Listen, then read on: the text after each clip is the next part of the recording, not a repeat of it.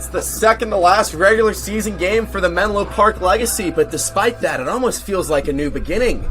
Jet Trevino, the acting manager, his first game as head coach. I'm Nate Martin here alongside Victor Martinez, ready to get things started between this contest between the Legacy and the West Coast Kings Gold. As we await the first pitch from Ryan Johnson. Comes, misses his own 1-0. First pitch at 5:01 p.m. 5:01, game time temperature 89 degrees. And it's an absolute scorcher here at CSM, 89 degrees. You have the fan blasting in the press box. So we're feeling nice as that one is hit high into the middle of the infield. The shortstop Cash makes the grab for the first out of the game.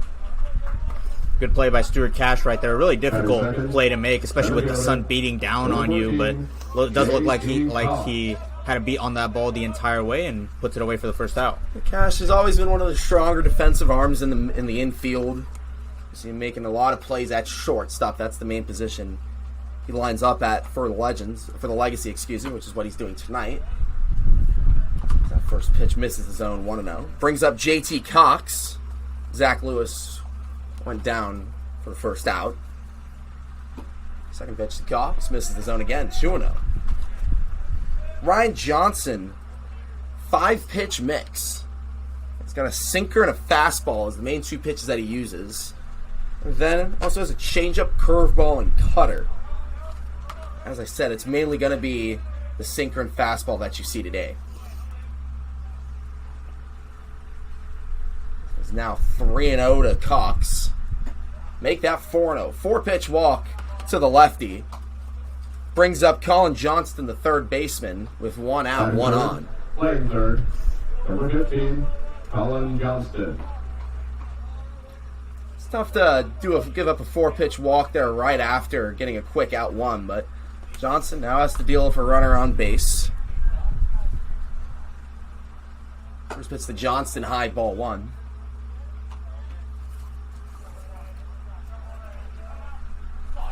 We'll go through the Kings lineup here. Started with Lewis and Cox. Now Colin Johnston to the plate as he hits that one high into center field. Tracking is Roman Trinidad. Makes the grab for the second out of the inning. Brings up Stevie Sanguinetti in left field, followed by Riley Pimentel. And Dean Lopez batting 6th. Anthony Esparza batting 7th. Robert Hillary 8th. And then closing things out is the DH, Nick Simers.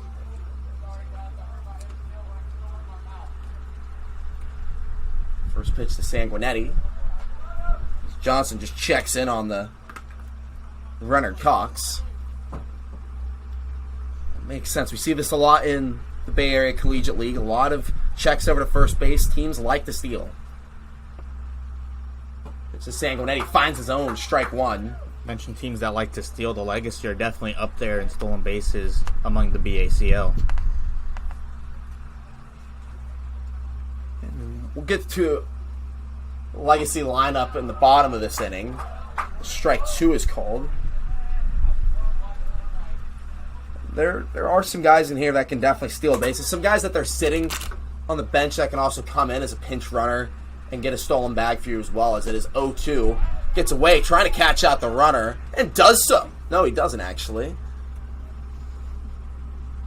Saw this a lot last time that Ethan Payne was behind the plate. We saw him check back on the runner a lot. And last time out, it resulted in an extra out for the Legacy. So definitely one of the more heads-up catchers for today, Jet Trevino squad. Well, almost got it done there. I thought he did. Instead, it's now 2-2 to Sanguinetti. He's coming back in the count here after falling behind early. 2-2 pitch. Hit high into towards the second baseman. Murata makes the grab for the final out of the inning. So, the Kings, one reaches, but no one scores. It is 0-0 as we enter the bottom of the first. Trinidad, Baker, and Wong to the plate.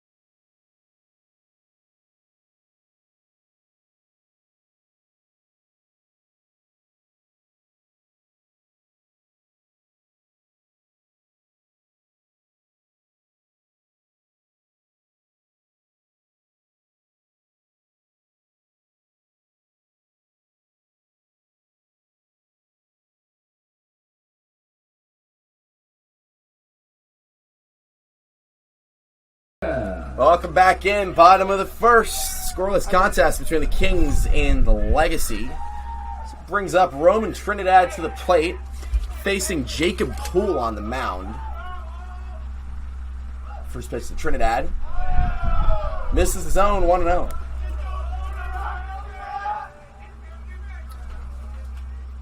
Trinidad, Baker, and Wong to lead things off. Facing Jacob Poole as Trinidad pops that one up in the opposite field.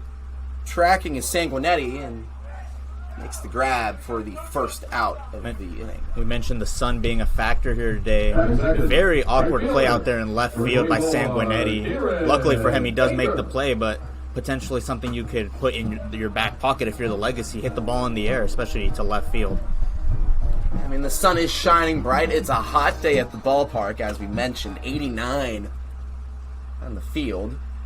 I'm sure that will play a factor into the game. Brings up Baker. That one is drifting foul, 0-1. Yeah, 89, and then we're playing on a turf field, which always augments the heat. Baker up now, Tyler Wong on deck. Ryan Farr in the cleanup spot, followed by Nick Thompson 5th. Ethan Payne batting 6th. Mateo Blandino DHing this evening. And closing things out will be Stuart Cash and Stevie Murata.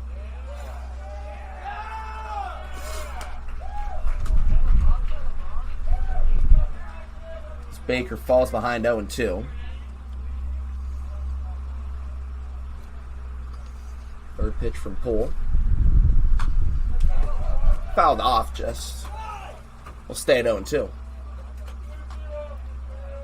It's a pretty massive kick out there from Jordan Poole, from Jacob Poole on his release, excuse me.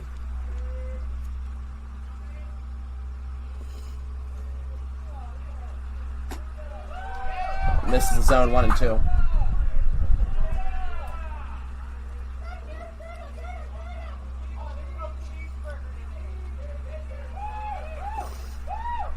One and two to Baker, misses. 2-2 now. Yeah, and it does look like Poole drops a little bit to get around that slider, so definitely something that the hitters should be able to pick up on and something they can pocket in their memory bank. 2-2 to Baker. Gets away from him, so was down on the count to start things off. Now come back and gets it to full 3-2. Baker awaits the pitch and swings and misses. Strike 3 for the second out of the inning. We'll bring up Tyler Wong to the plate.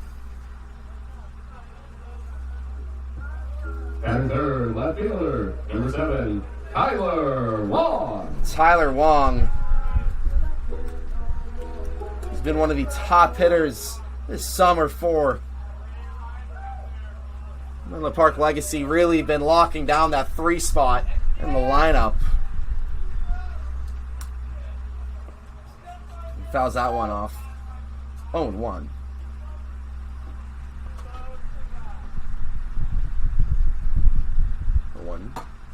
High in the zone. 1-1 now. Take there by Wong.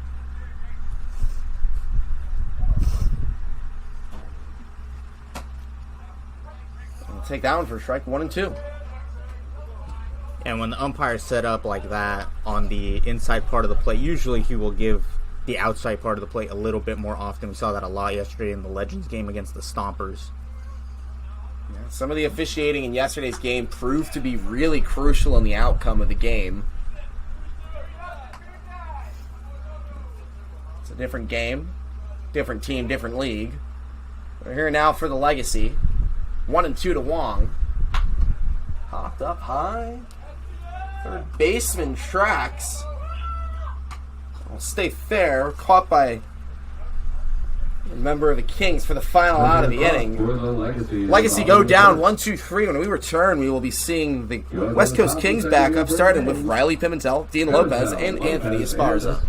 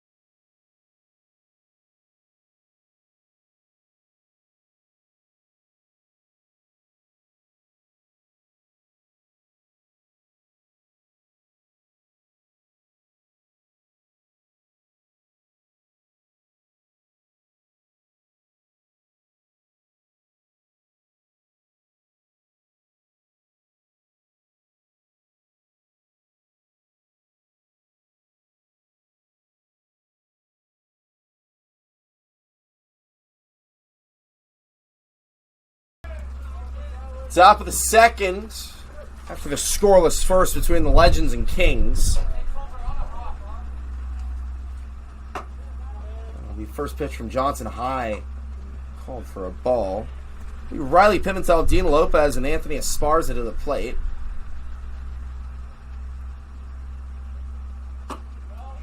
That one will be called for a strike, 1-1. It's not every day you see the umpire call a strike going vertical, like towards the mound. I think It's a very unique strike call, I will say that. fun to see, though, as that one is hit high in the left field, long tracks, and makes the grab for the first out of the inning. That one a little bit easier of a play to make. It's kind of getting more towards in the shade. Dean Lopez. Sun already setting behind the trees towards the parking lot. Bring up Dean Lopez, the second baseman, to the plate. He hits that one over to third, far fields. Throws to first, where Thompson is, for the second out of the inning. Farr and Thompson both playing positions that they might not be as familiar with. Yeah, but we saw it the other day where they played a lot of positions they weren't really familiar with. Ryan Johnson utilizing a lot of arm side run on his fastball to induce that ground ball right there. Talk about a lot of positions that they weren't familiar with. They tried to play 9 positions in 9 innings, unfortunately, or maybe fortunately for the Legends, for the Legacy, excuse me. They mercy ruled their opponents, California Red Tails, and instead they were only able to play 8 positions in 8 innings. So we 1-0. Now 2-0 to Dean Lopez. Excuse me, actually, Anthony Esparza. Lopez was just sat down.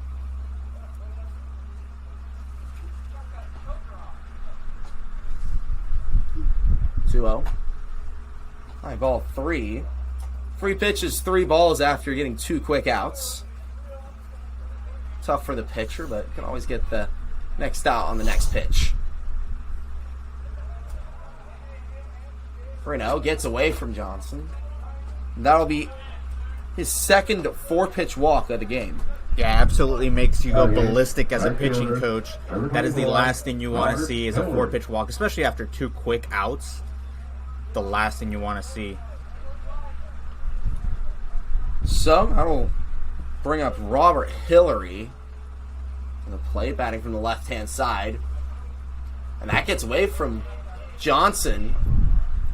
Esparza struts into second easily, and it'll be 1-0 to Robert Hillary. That'll infuriate you even more. Yeah, 4-pitch walk and then a wild pitch. A pitch that was behind the batter, so really interesting to see Ryan Johnson lose his command after looking pretty solid to begin this inning. 1-0 to Hillary. He hits that one hard over to first, but Nick Thompson is right there to scoop it up for the third out of the inning. So, Legacy able to handle business there in the top of the second. Now, in the bottom of the second, we'll see Ryan Farr, Nick Thompson, and Ethan Payne to the plate.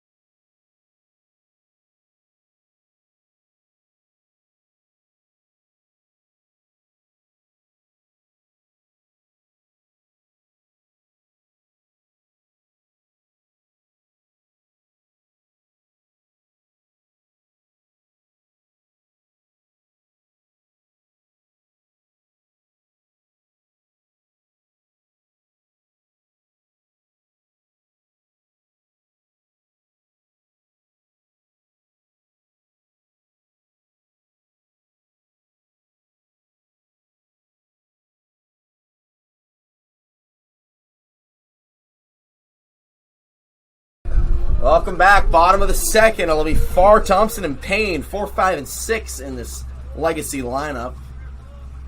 To face Jacob Poole, who had a great first inning.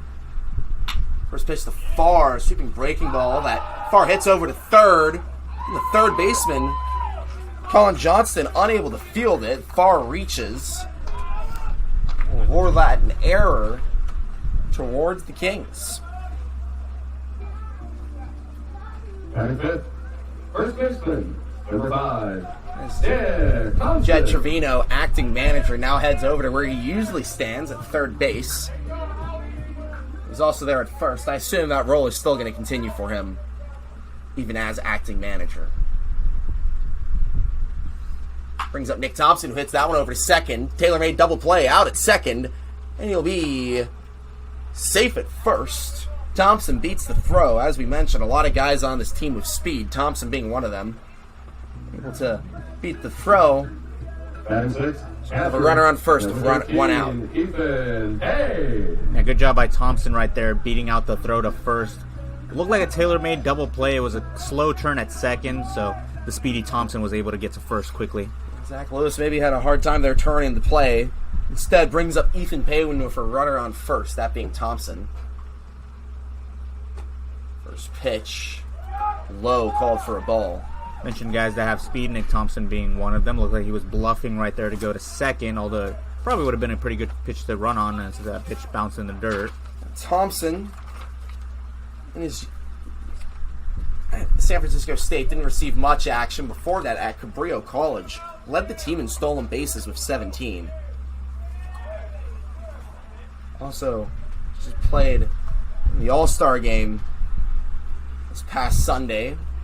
One of a few All-Stars for the Legacy.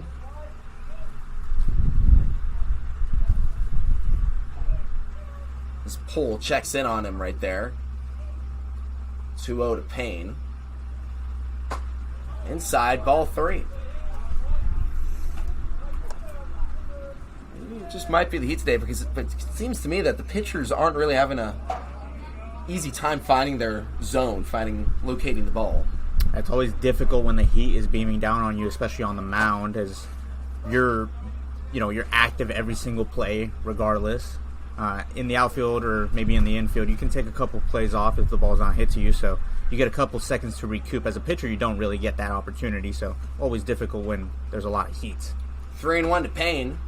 Hits that one over to third.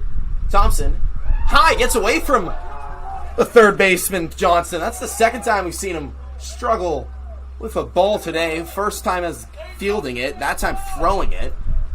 Yeah, the heat really could be playing a factor here. Another error to the third baseman. Designated hitter, number 28, Mateo Blandino.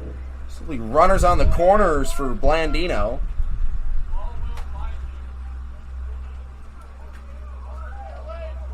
DH didn't play in Tuesday's game. First pitch he sees is inside. Called for strike 1.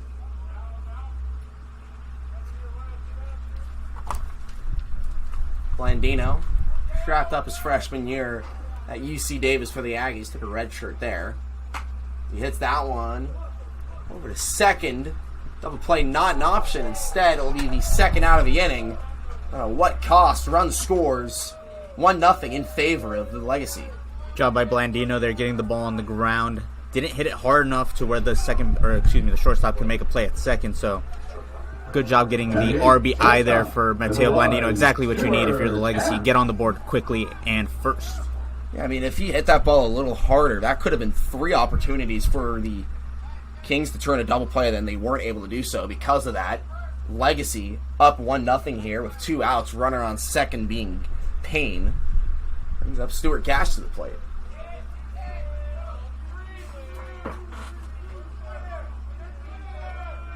First pitch to Cash.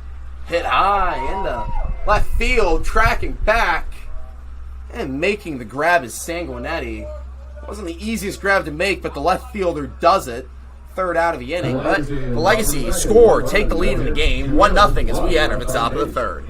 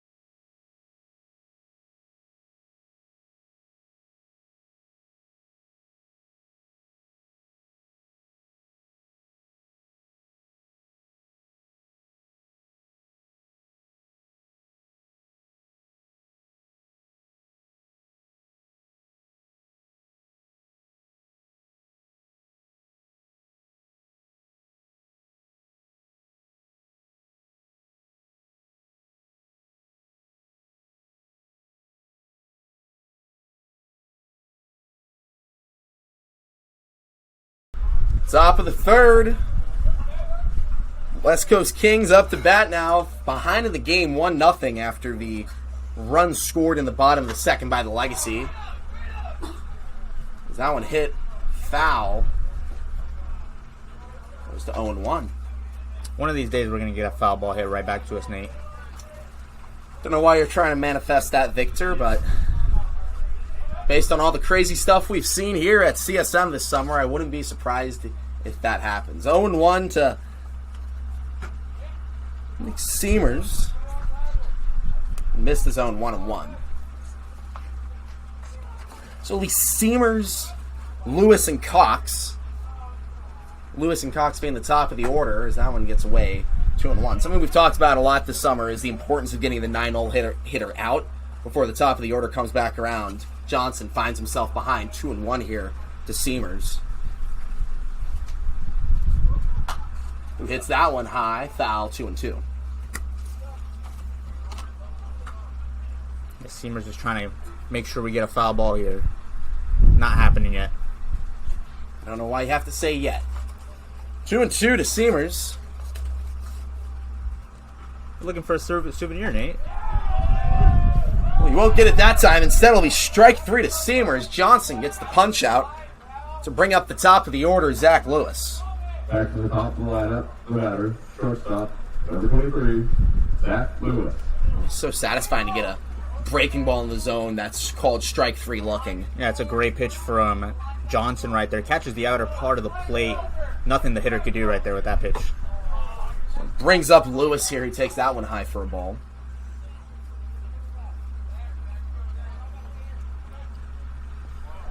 Lewis was an all-star for the Bay team in the BACL, who won the all-star game on Sunday over the Legacy's team, the Valley.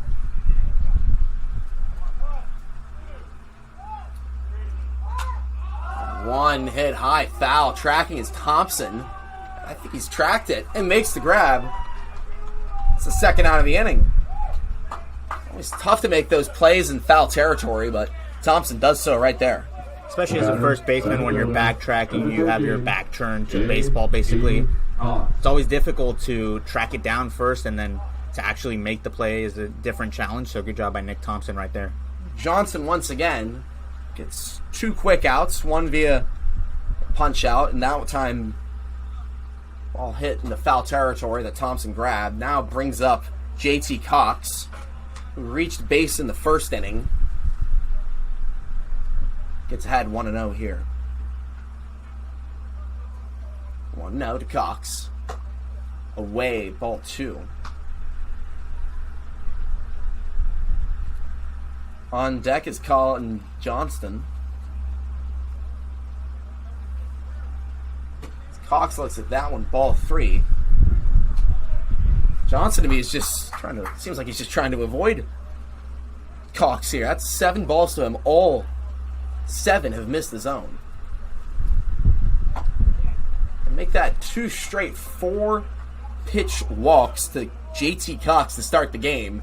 He's only seen pitches outside the zone. Baseman, number 15, Colin Johnston. Bring up Colin Johnston with Cox on first, 2 outs. And that's the third 4-pitch walk that Johnson has issued today. Seems like a struggle at times for him to find the zone consistently. Is right there, another ball.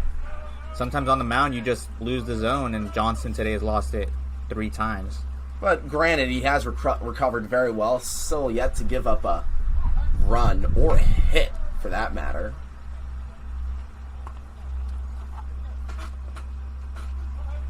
As he's checking in on Cox over at first.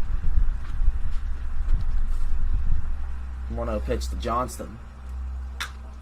Hit high towards shallow right field. Kieran Baker will make the grab for the final out of the inning.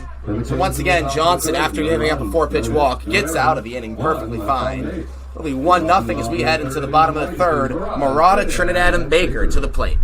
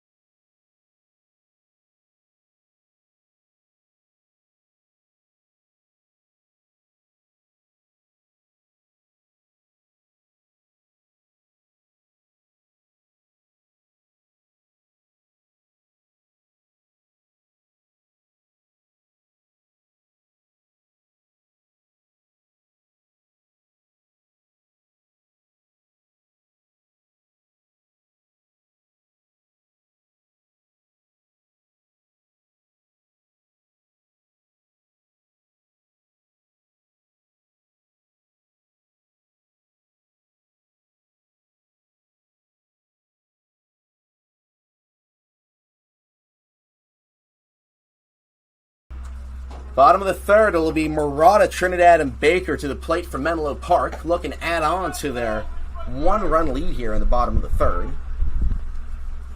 First pitch, high to Murata, ball 1. Murata hits that one over to short. We saw the Kings infield having a hard time making some plays. That time happens once again. The first baseman, Esparza, gets drawn off the bag. It'll be an E6 on the shortstop, Zach Lewis. Back to the top of the lineup. Center fielder, number 20, Roman Trinidad. Puts another runner on via the error. Their third one of the day for the Kings. A real tough time out there for them. And we saw that on the first play where the left fielder really struggled to make that play in the outfield. So to tell that the Kings defense was struggling a little bit. Bunt laid down by Trinidad. Successful. Gets away from the first baseman. We'll see what we rule that as, but Murata goes from first to third quite easily. It'll be ruled as a hit. First of a day for the Legacy. Puts runners on the corners, nobody out. His manager, Kenny Acosta, is going to be talking things over with Poole. Granted, I don't think many of these things are his fault. It's just the field making faulty plays. And I think part of this is just going to be him talking to his fielders more so than the pitcher here. I think they've kind of had some defensive mishaps early in this game. It doesn't seem like they're fully concentrated. Maybe the heat's getting to them a little bit. So Kenny's just going to go out there and make sure that his fielders are all straight. The 3 errors this contest for the Kings. 2 on Johnston, 1 on Lewis. Both these guys are all-star infielders for the West Coast lineup. Having a hard time making defensive plays in the heat. Batter, right fielder, number 24, Kieran Baker. So that'll bring up Kieran Baker to the plate with 2 on. Runners in the corners, nobody out for the righty.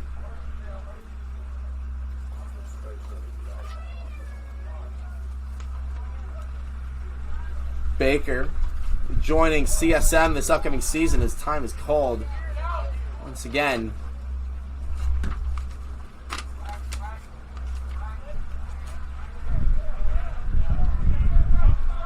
So we're now ready for Baker to take his at-bat.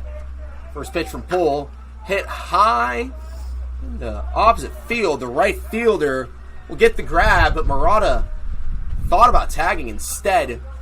We'll put runners on second and third.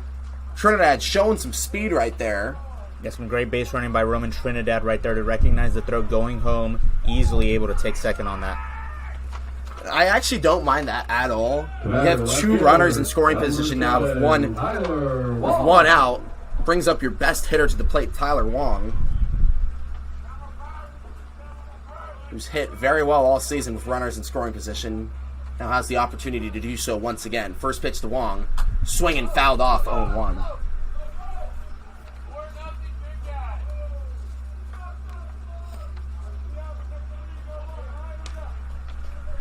Wong looking to send both of these guys home. And to be fair, with Trinidad's speed, he can reach from second on a hit. 0-1 to Wong. Hit high into left center. That one's going to drop for a hit. 1 run comes across the plate. Trinidad goes home as well, digging for the plate, slides in, safe. Wong slides into second. It's a 2-run double to extend the Legacy lead to 3. Exactly what Tyler Wong has done all summer for the Legacy. Just put up great at-bats, especially with runners in scoring position. He's been the guy for the Legacy this year, doing it again right there. If there's someone you need to make a clutch hit, you call on Tyler Wong. He does so once again. Brings up Ryan Farr with a runner in scoring position with 1 out. And Wong does have some speed over there. He can score from second as well. First pitch to Farr. That'll find the zone. 0-1.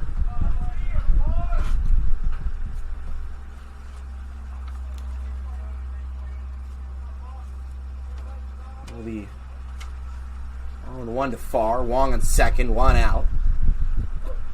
That one misses the zone, evens it up 1-1.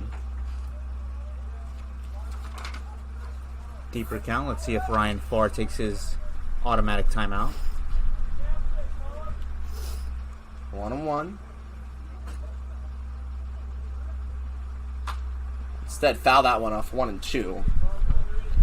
Far this past season at Cal Lutheran, hit .412, an OPS of 997. He's carried over that hitting into the summer. Hitting staple of the middle of the lineup for the Legends. We've seen him hitting, in around the 2 spot. We've seen him hitting 4, 5. He swings and misses at that one. Strike 3. Second out of the inning, and a big one at that for Poole. Batter, first baseman. Righty sinker right there from Poole. Swings right over at Ryan Farr. Not usually something we see. Ryan Farr has been one of the better hitters at hitting the baseball in play. Not necessarily striking out too much this summer, but strikes out there. So that'll bring up Nick Thompson, who looks at that one. Wong takes off to third. He is going to be safe. I don't think third baseman Colin Johnson was ready for Wong to steal right there. Instead, the left fielder is now 90 feet away from extending the legacy lead to 4. Yeah, especially with the 5-hole hitter up. You don't usually see that steal of third with 2 outs, but Tyler Wong being aggressive and being rewarded for it right there. Thompson looks at that one again, 1-1 now.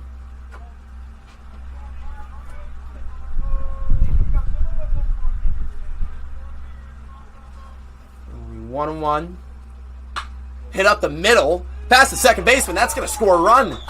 So the aggressive base running of Wong pays off. Thompson gets the RBI single, pushes the legacy lead to 4 here in the bottom of the third. Yeah, sinker right there from Poole, and Thompson's just able to poke his bat out there way outside and still able to get some good wood on it. 90 miles an hour off the bat, right back up to the middle for an RBI single.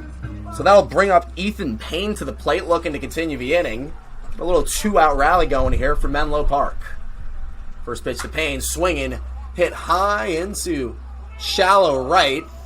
No one seems to have an eye on it until the right fielder, Robert Hillary, gets the grab for the third out of the inning. So, Menlo Park scores 3 innings here in the bottom of the third. Brings up Ryan Johnson here in the top of the 4th, looking to keep control of their lead, 4-0.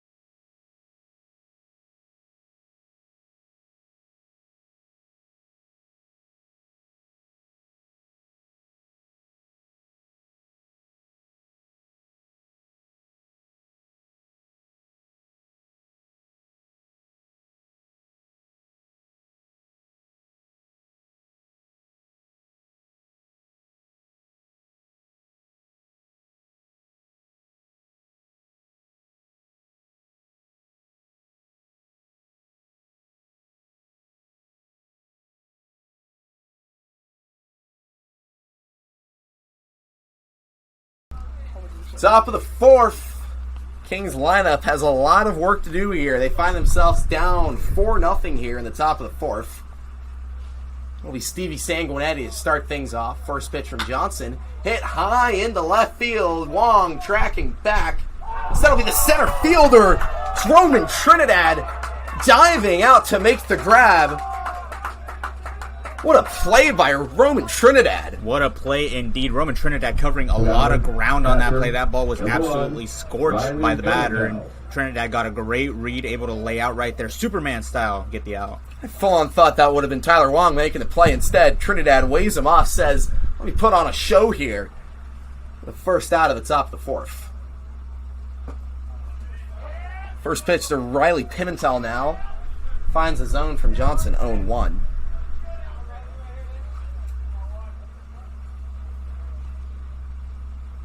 Pimentel swings and misses at that one now, 0-2.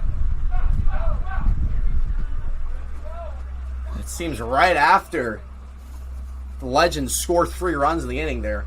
Defense. The pitching of Johnson shutting things down. 0-2. Hit high into opposite field.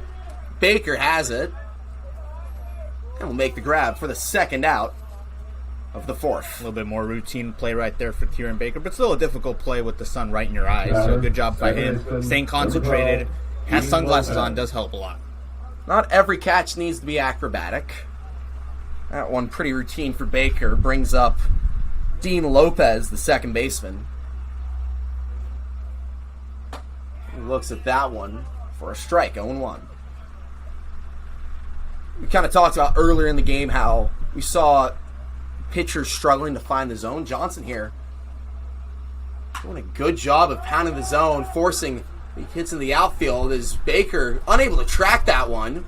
Goes over his head off the wall. It'll be a 2-out double for Dean Lopez. A tough play, as we mentioned. The sun's shining bright, and Baker just never seemed to locate the ball. Yeah, and it also looks like it might have caught the jet stream a little bit here. The wind is blowing out as the flag is very active out there today. Kieran Baker allowed that ball to sail right over his head. It looked like it was coming right to him and then goes over his head right there. As you can see the flag over there, it's definitely blowing to the right. Baker maybe thought it was going to land towards him. Instead, it landed to the right of his body. Brings up Anthony Esparza with 2 outs, runner in scoring position. That being the first hit given up all day by Ryan Johnson. 1-0 to Esparza. Johnson looks back. Pitch comes. Holding the zone, 1-1. Johnson entering his redshirt sophomore year at Cabrillo College. Originally from Sunnyvale, as he gets the swing and miss there, 1-2. Went to King's Academy. Better athletic programs here in the peninsula. 1-2. Goes for the off-speed outside the zone, 2-2. Good take there by Esparza. Yeah, we've seen some hitters get frozen on that big sweeping slider from Johnson, so good spit right there by Esparza. Counts even up, 2-2. 2 outs, runner on second. Gets away from Johnson again. Will allow Lopez to advance to third. On the wild pitch from Johnson.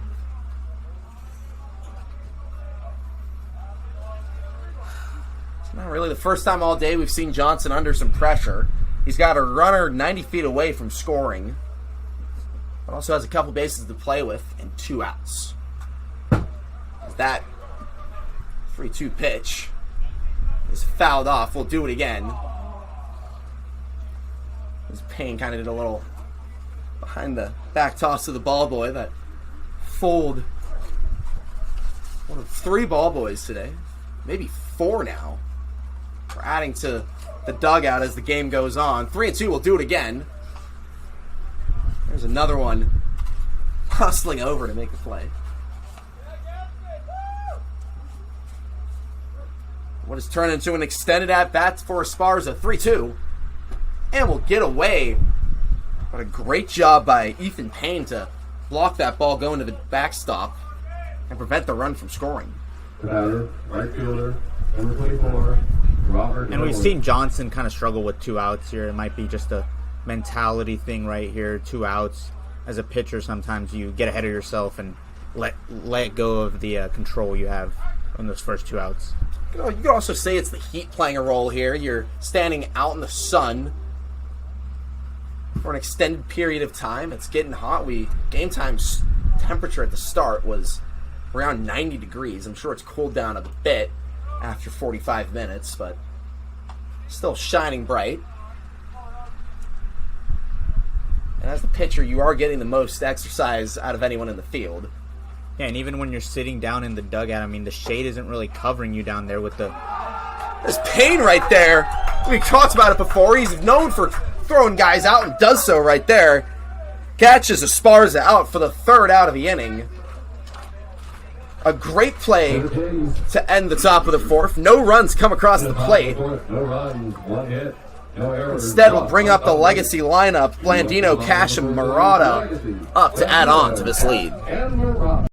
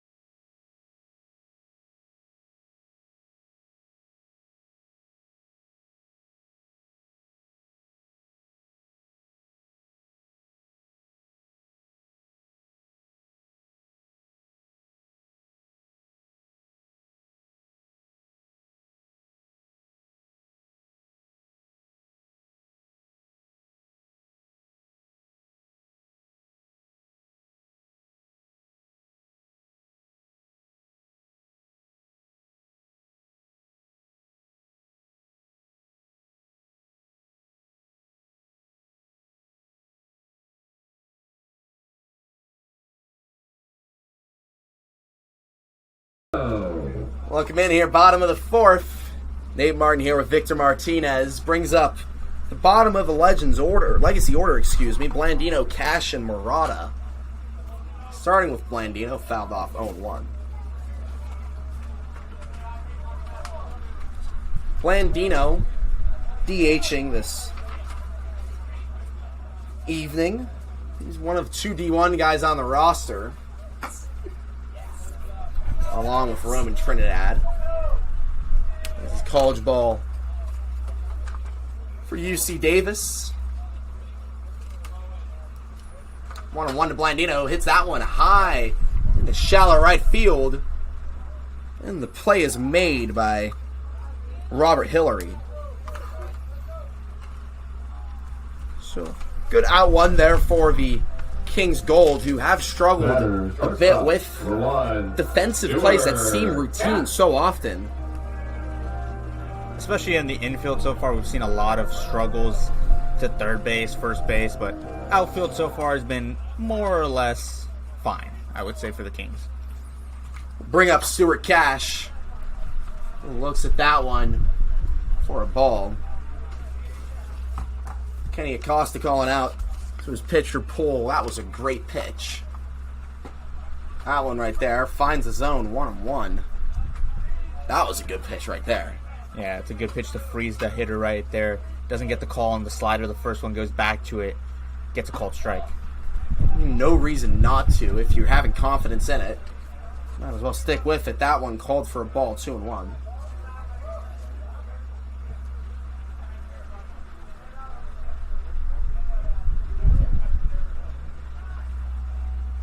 They were trying to see if there was a check swing there. Cash did not go around. It'll be 2-1 now. So the shortstop has a big hack at that one that goes foul, 2-2. That one pretty inside, so tough to turn and make it a hit. Instead, goes foul. 2-2 now to Cash. He looks at that one, ball 3. Yeah, trying to speed him up right there after 4 straight breaking balls. Only one of them was called a strike. Now full count. Payoff pitch to Cash. Fouled off. We'll do it again. Cash wrapped up a year at Grinnell College in Iowa, where he played as a position player and as a pitcher. Two-way guy, only been called to hit and does so right there. Hits that one into the left center gap. Digging for two. Cash, stand-up double with one out. The Legacy bats staying hot here in the fourth. Great piece of hitting right there from Stuart Cash. Gets a fastball on the inside part of the plate, is able to get his hands there, and gets it double. 95 miles an hour off the bat for Stuart Cash. And that is a hard hit ball by the righty. Brings up Stevie Murata to the plate. Stevie Murata, grade A walk-up song. I'm going to have to agree with you on that one. This pitch to Murata, hit that one in opposite field. Tracking back as Hillary makes the grab. Cash will tag. Advance the runner. Cash now on third with two outs. Number 20, Roman Trinidad. And I will have to say, Nate, a lot of the Legacy players do have some good walk-up songs, but Stevie Murata is definitely up there on our favorites. Some lifestyle, young thug. Brings up Roman Trinidad to the plate.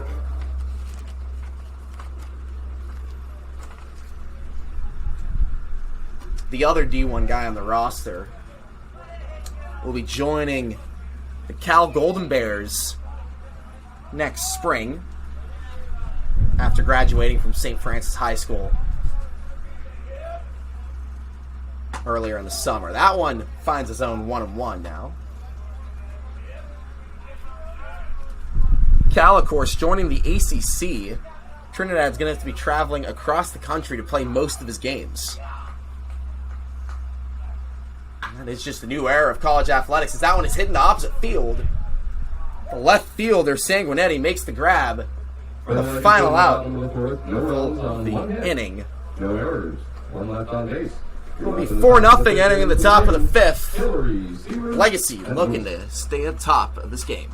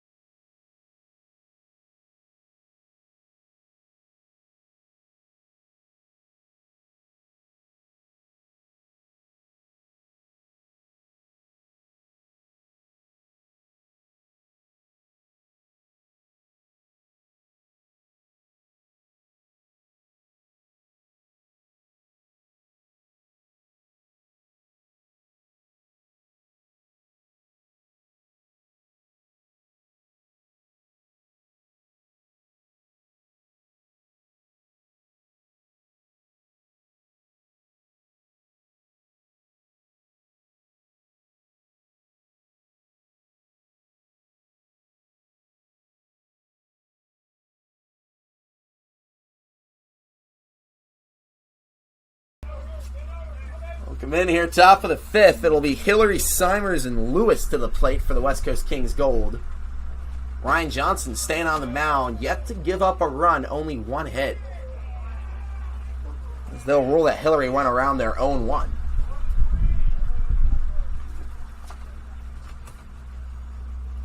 Johnson having a fantastic day on the mound. Found some strikeouts. This forced weak contact. Can't ask for much more, but that one hit hard into right field. For an easy leadoff hit for Robert Hillary, who struts over to first for the leadoff single. Yeah, and that ball was absolutely pieced by Robert Hillary. 97 miles an hour off the bat. Nick Seaver. I don't know if it's just, temperatures being hotter, allowing the Ball to fly off the bat a little harder, but we've seen a lot of hard hit balls today. Stuart Cash last inning for the Legacy. Now Robert Hillary.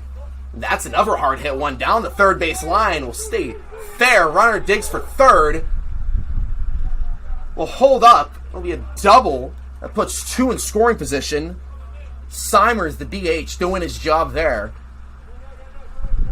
Yeah, and 3 pitches into the inning already. 2 Back runners in off the scoring lineup. position. Not the way you want to start this Number 5th inning 3, for Ryan Johnson. Zach Lewis.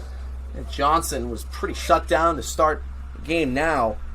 2 hitters faced in the 5th. Has given up 2 hard hit balls. That one 89 miles an hour off the bat of Simers. Brings up the top of the order, Lewis. He looks at that one for a ball. Yeah, not the guys you want to give up hits to, especially with the top of the order due up. You want to be sure to limit what those 8 and 9 guys can do. Now you have Lewis and Cox coming up.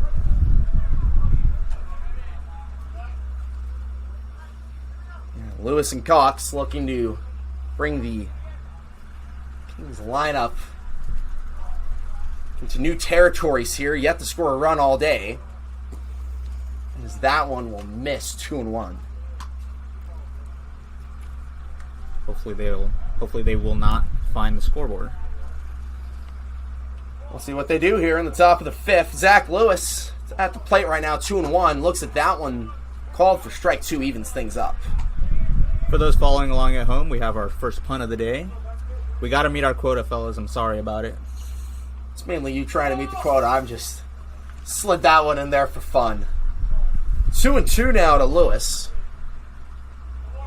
And they're checking in on the runner at third. Gets back in time, though.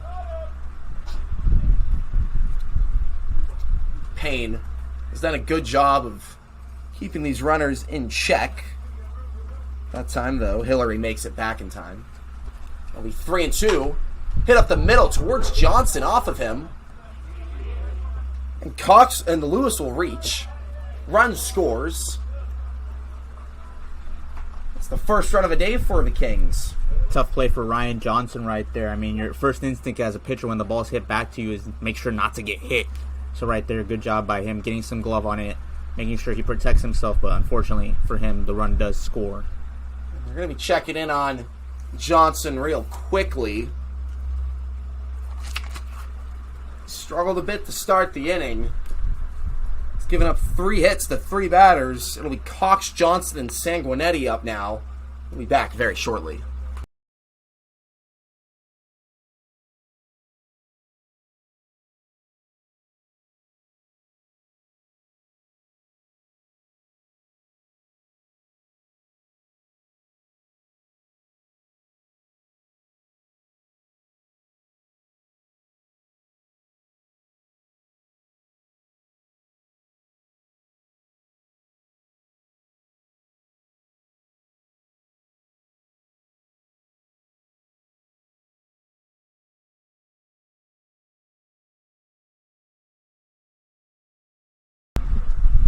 Top of the 5th, runners at the corners for the West Coast Kings lineup. It'll be JT Cox to the plate. Ooh, breaks his bat there. And the way the ball's been hit this inning, might want to check for cork on that. Yeah, they've been absolutely scorching the ball off Ryan Johnson so far. That bat, interestingly enough, split in a very weird way. It looked like splinters came off the bat as soon as he hit the ball. So kind of an interesting situation we had right there. A little souvenir there for Jet Trevino, who brings part of the bat back to his dugout. The 0-1 here. Cox kind of treated that one as a little bunt, and that throw will get away. Johnson struggled there, and the first baseman, Thompson, is down. The runner kind of ran into his arm there. Johnson in serious pain at first base. We'll be back very shortly. And we'll give you an update on Thompson once we know.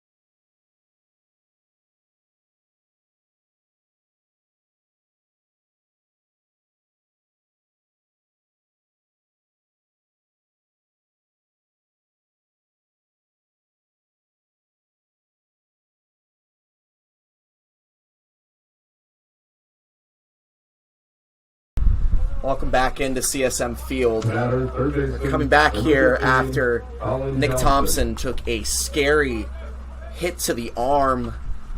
I am happy to report that he was able to walk off the field with the help of a few people, coaches, trainer, parents from the stands. New first baseman into the game is Will Florio. Ryan Johnson still on the mound. As the runner takes off, no throw comes from Payne. It is just so tough to come back from that. Everyone involved, really, at the field. Yeah, it definitely leaves you a little bit shaken up. I mean, I can feel it in the press box, even up here, we're a little bit shaken up. So can't imagine having to go back out there and play baseball. So definitely a difficult situation for the Legacy. I mean, it's just so tough to see someone that, you know, you've spent your whole summer with as your teammate, you know, your player as a coach, to see go down like that, and then carry on with a baseball game. It's be 3-0, fouled off 3-1. We'll have to carry on here.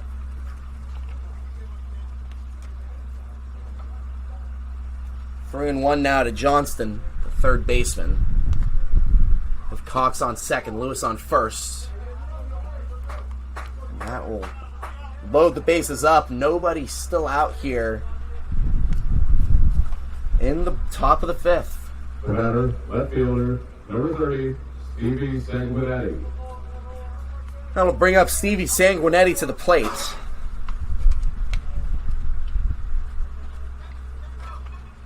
Sanguinetti, a lone all-star in the outfield for West Coast Kings Gold. Looks at that one high for a ball, 1-0. As Johnson definitely having a hard time this inning. He's given up a few hits. An error scored to him.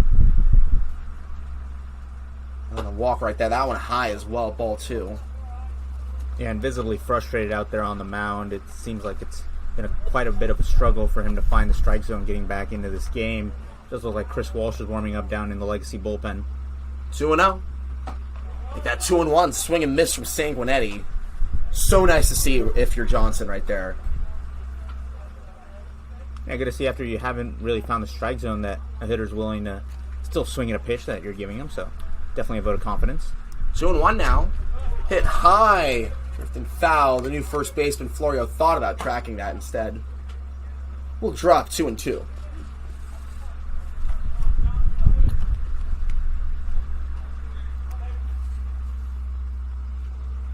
2-2, Sanguinetti at the plate.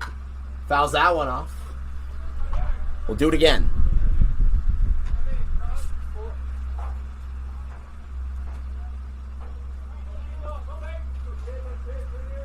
Sanguinetti plays his college ball at Cuesta. Hitting fourth in today's lineup. With bases loaded, that one gets away from Johnson.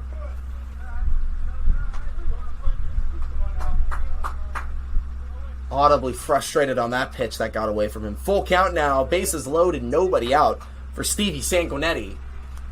Pitch from Johnson comes. Finds his own hit high. Drifted foul. Florio into the game. Now has to make a tough grab. And will be unable to do so. Just missed it. Such a tough play to make. Difficult play to make for Florio. I mean, you have the sun and you haven't necessarily been out there. I mean, that's the first play for him all day. Tough for Ryan Johnson, who's looking for any way to get an out. So it'll be 3-2 now. We'll do it again, Sanguinetti. Gather himself. Each pitch becomes more and more tense here at CSM Field. Payoff pitch. Expletive from Ryan Johnson's mouth, hit high into the outfield. Trinidad will make the grab, throws over to third to hold up the runner at second. But the run scores. 3 runs come across the plate so far for West Coast Kings. And with 1 out, 2 on, no signs of slowing down. Yeah, but importantly for Ryan Johnson right there, he's able to get the first out. It's always elusive when you're out there on the mound and you're having a rough inning, getting that first out is always super important. Now he's one pitch away from getting a ground ball double play and ending this inning. And also, I really like that decision by Trinidad to throw to third right there. You're never going to beat the throw home. Might as well hold up the runner at second from advancing to third and making it easier to score a run on just a hit into the outfield. That's the baseball play right there, and some baseball savviness from Roman Trinidad to make that decision right there. Keeps the double play in order. 1-0 hit hard past the shortstop into the left field. Won't matter. Run going home. Throw from Wong. In time, out at the plate. We've seen some great plays from the Legacy outfield today. Roman Trinidad being Superman out there, and now Tyler Wong with a cannon from left field, hosing the runner coming home. Might I just say, a position that he's not really had a lot of experience as, listed as an infielder in the roster. Dean Lopez. But really, it's been the outfield where he's been shining the most for this Legacy defense. That time, maybe his best play defensively all season. Guns down the runner at home and keeps the Legacy lead, more importantly, 4-3, 2 outs. To bring up Riley Pimentel, who fouls that one off 0-1. Yeah, and after the 2 errors earlier in the inning, super important for Ryan Johnson to see that he can still trust his defense. Tyler Wong giving him a vote of confidence right there. 0-1, misses the zone, evens things up at 1 apiece.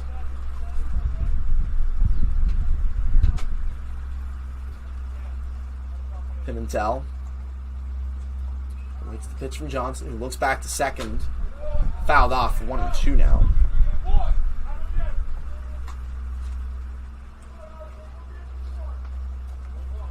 Johnson a strike away from ending the inning, and more importantly, exiting out of here with a Legacy lead. 1-2 pitch, hit high into center field. Trinidad tracking, but the play will be made by the shortstop Cash for the final out of the inning. 3 runs come across the plate, but thanks to some great defense from the arms of Tyler Wong, the Legacy still have a lead, 4-3. When we return, it'll be Baker, Wong, and Farr to the plate.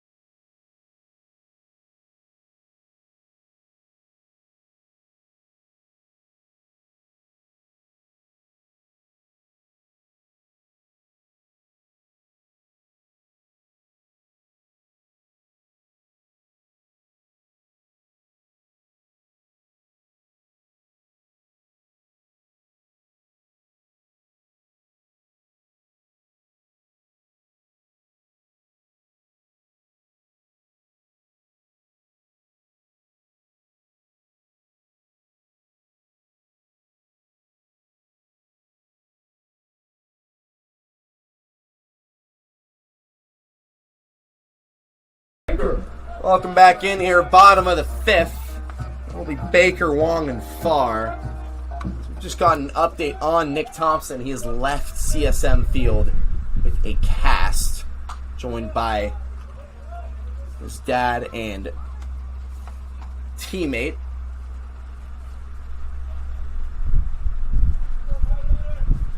Walking by himself. So good to see him doing all right after taking that massive hit. It'll be 1-1 to Baker here. Legacy gave up some runs in the top of the 5th. Their lead's now only 1. So it's 4-3 here in game. But with the middle of the order, Baker, Wong, and Farr, these are the guys who you want up to retake the lead and increase your lead. Yeah, super important right here for the Legacy to put up at least one run, get the momentum back on their sides, and exactly the guys you want up at the plate to do that right here. Baker will go down looking on that one. Jet Trevino not happy. First game as acting manager and already maybe making some enemies with umpires. It's kind of the name of the game when you're a manager. You're not very liked by the umpires, but it's part of the job, so kind of have to do it if you're Jet Trevino. Gotta defend your guys. Brings up Tyler Wong. Had the bases clearing double to put 2 on the board in the 3rd. Now here in the 5th, up once again, takes that one for a strike. 0-1 off speed hit late. Goes foul, 0-2.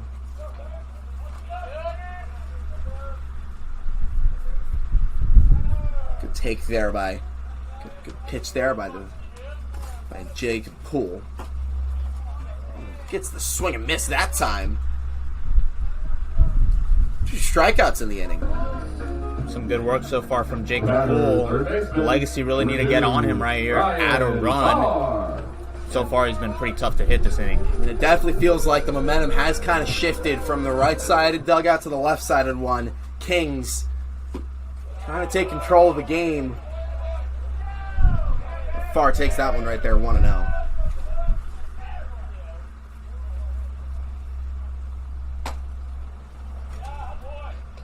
No misses, and time is called by Farr.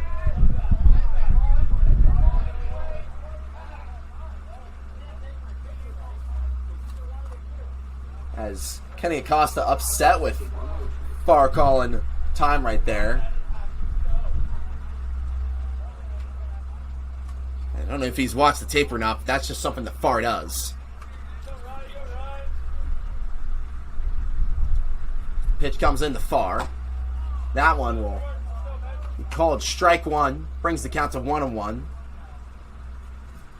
So maybe Kenny Acosta should be happy that he called time in before the 2-0 pitch. That one fouled off 1-2. Poole gets ahead in the count over Farr.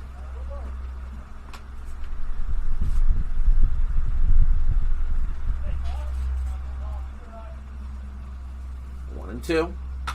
Hit in the shallow center. But the play will be made by JT Cox to end the inning.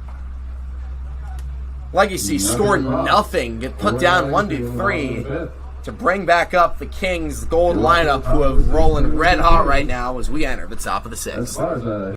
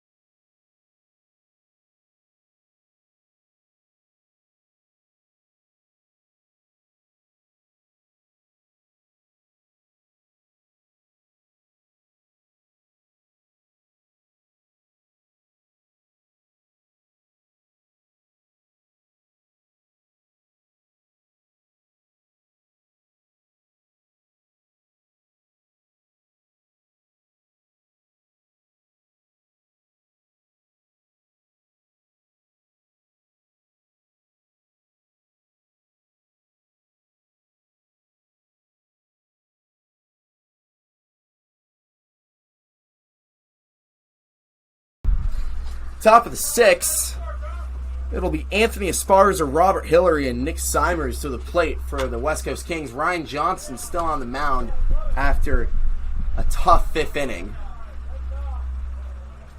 That one fouled off 0-1. Chris Walsh was sitting in between innings, but it does now look like he is back up in the Legacy bullpen, so Ryan Johnson will presumably have a short leash here. 0-1.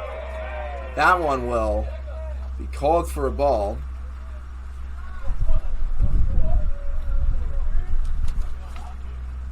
The Legacy dugout, after being pretty silent in the fifth inning, now coming back to their normal selves here in the sixth, understandably shaken up after Nick Thompson's injury. Ryan Farr called it, but instead Stuart Cash will make the grab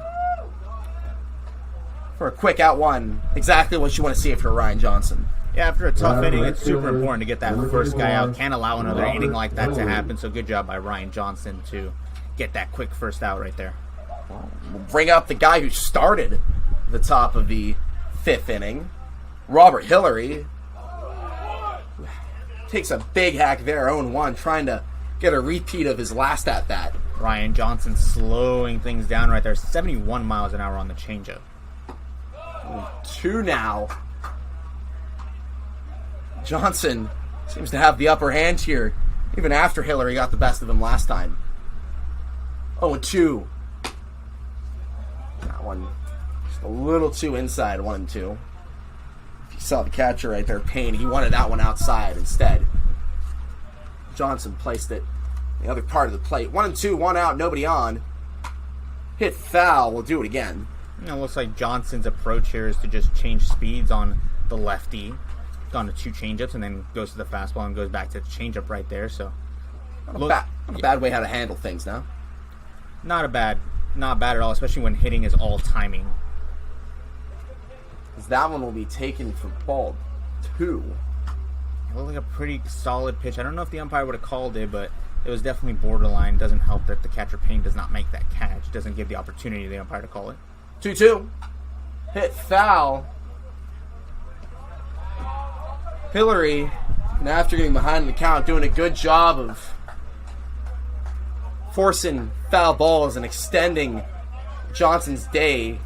Had 83 pitches after the fifth inning. Now here, after this long at-bat, that number surely getting close to 100. Hit up the middle towards second. And the play will be made. Stevie Murata that time getting involved defensively. Good play by Stevie Murata. It's a play that he has to, make a charge in on it, does so, and makes a strong throw, an accurate throw at that to first base to get that second out. Big out 2 brings up Nick Seamers, the DH, with 2 outs, nobody on. Also had a very hard hit ball last time through. Looks at that one high, ball 1.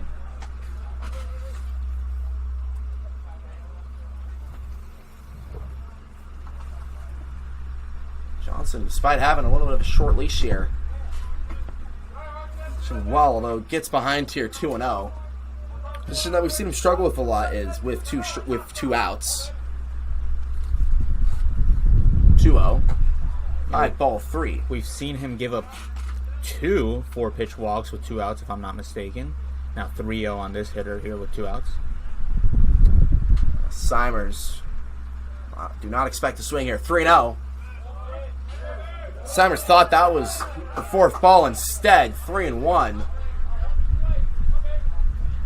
It's always curious to me how the batters come back from a pitch where they, think they get the called walk and drop their bat, start making their way for first, instead have to head back. It happens again. 3-2. Simers maybe having a hard time reading the zone. Yeah, it's a difficult adjustment as a hitter if, you think you just got walked and your mind is on base running now, and all of a sudden you got to get back in the box. Full count. Johnson with a weird kick and gets the walk. He thought his inning was done, and likely his day as well. Instead, that'll be a walk. What was a great pitch. A pitch that catches a lot of the zone according to our track man, so really interesting to see that pitch call the ball right there. Number 23, Zach Lewis. I think that might be time. Johnson was denied of pitching 100 pitches today. That was his 99th. bringing in a new arm from the bullpen. It'll be Chris Walsh. We'll come back with you once Walsh is warmed up.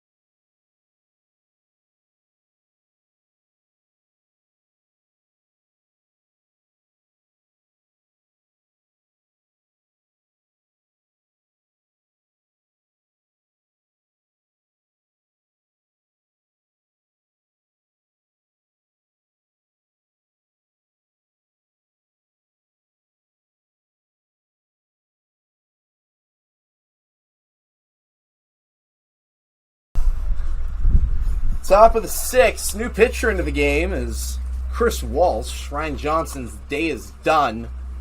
When he was heading back to the dugout, gave a long stare down to the home plate ump.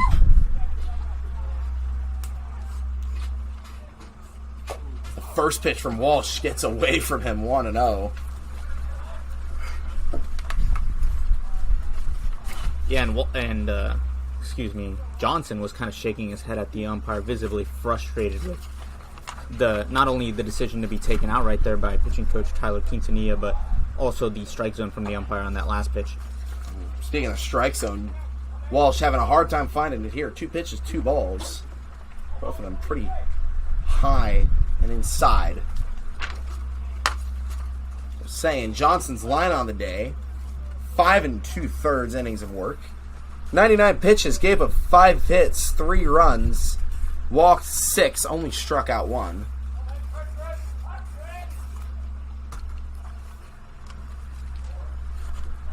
Didn't allow the Kings to take a lead, which is really what counts here. Walsh now into the game. Struggling to find the zone. 3-0. Into the Kings gold hitter. And that'll be strike 1.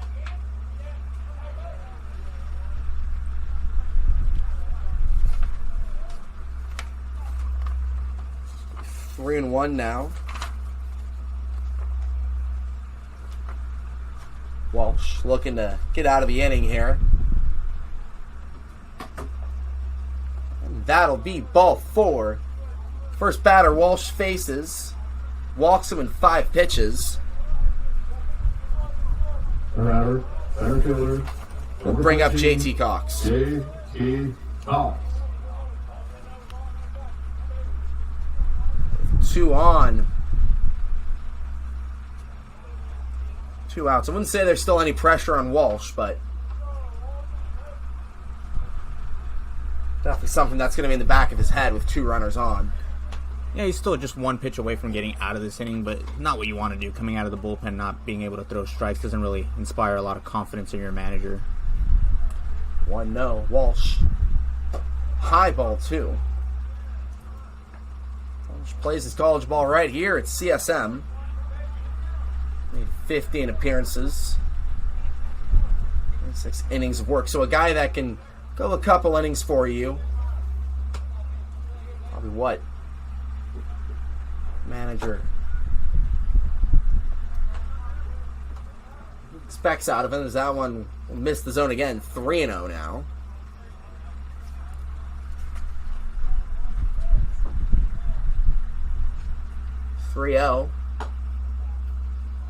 All 4 high, loads up the bases. Bases loaded, 2 outs for the 3-0 hitter, Colin Johnston. So much could go right, so much could go wrong here for the Legacy. Number 15, Colin Johnston.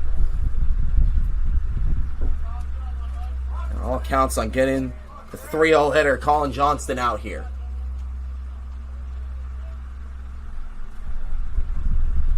First pitch. And that one will crucially find the zone. Walsh gets ahead in the count here, 0-1.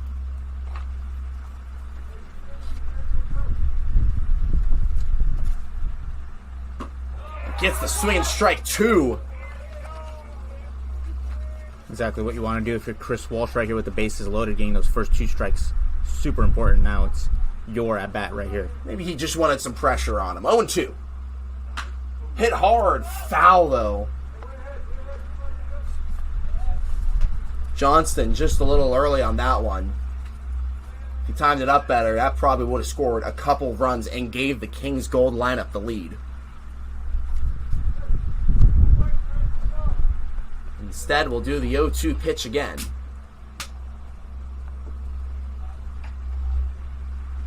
Which gets away, but Payne does a good job not letting it get away from him. 1-2 now. Yeah, I've seen Ethan Payne doing some great work behind the plate. Another great stop right there, saving a run. Yeah, he saved a couple runs today. 1-2 from Walsh to Johnston. Hit high into the infield, and the grab is made by Stuart Cash. Despite getting bases loaded, the Kings Gold lineup unable to do anything. Walsh gets out of the inning with no damage done. It'll be 4-3 entering the bottom of the 6th. We'll see Will Florio, Ethan Payne, and Mateo Blandino up.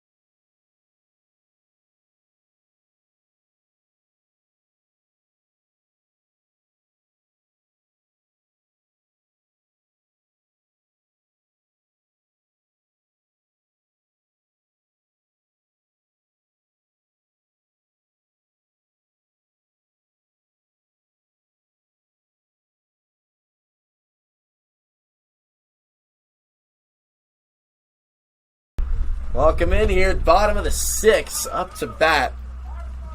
And into the game is Will Florio. This will be his first at-bat all day. He's been playing first base after Nick Thompson exited the game. And a new pitcher as well, Caden Ruff, into the game.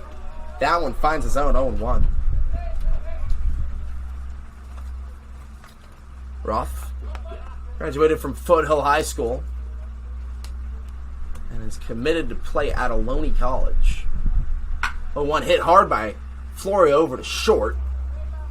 And he will be caught out at first. Play there by Zach Lewis. Some of the firmer stuff we'll see in the BACL right here from Roth. 85 on that first pitch, 84 on that second one. Perhaps Florio was just a little hard time dealing with it right there. Brings up Ethan Payne to the plate. First pitch, strike.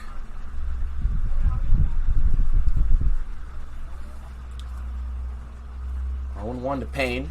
We've seen him make some nice defensive plays, looking to get the bat going. That's a ball that will get past the first baseman. Payne now digging for 2. And will reach quite easily. Almost acted as like a pseudo bunt there. Yeah, swinging bunt, if you will, right there. Sometimes the best plays are the ones that are not made, and I think that was one of the situations right there where he probably should have kept that in his back pocket. So it puts a runner on second with 1 out. Goff has looked pretty good today. I wouldn't be too concerned, although the catcher, Pimentel, is talking things over with his pitcher, maybe trying to get more on the similar page. Brings up Mateo Blandino now.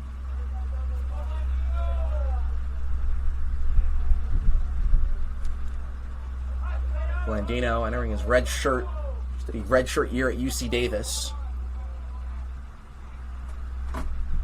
We'll swing at that one over to third. And the get away from the third baseman again. Colin Johnston just having a nightmare day in the field. And because of that, Ethan Payne scores a run. Legacy take the lead here. 5-3. Yeah, a tough day over at third for Johnston.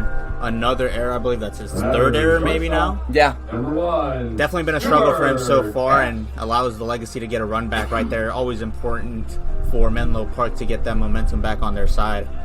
I mean, something that we've seen a lot this summer is that you look over at a scoreboard, you see teams having the same number as hits, but then you look over to the right, and then you see something like 5-1 errors, and the team that has the more errors is usually the team that loses.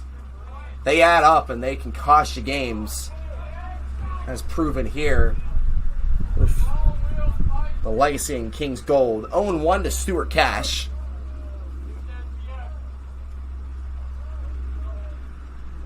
And Blandino was getting greedy, caught out for the second out of the inning. Tough out to make right there on the base pass. I mean, runner's already in scoring position. There's no real need to take off for third right there. Maybe Blandino's trying to get a stolen base right there, catch the pitcher sleeping, but doesn't there. Tough second out right there for Menlo Park. Yeah, the righty Roth was just staring him down the whole time. I don't know why Blandino just didn't head back. Instead, we hit and caught out. One run does come across the plate off of the error from Johnston. 1 run on 1 hit. We'll head into the top of the 7th. Chris Walsh still on the mound for Menlo Park.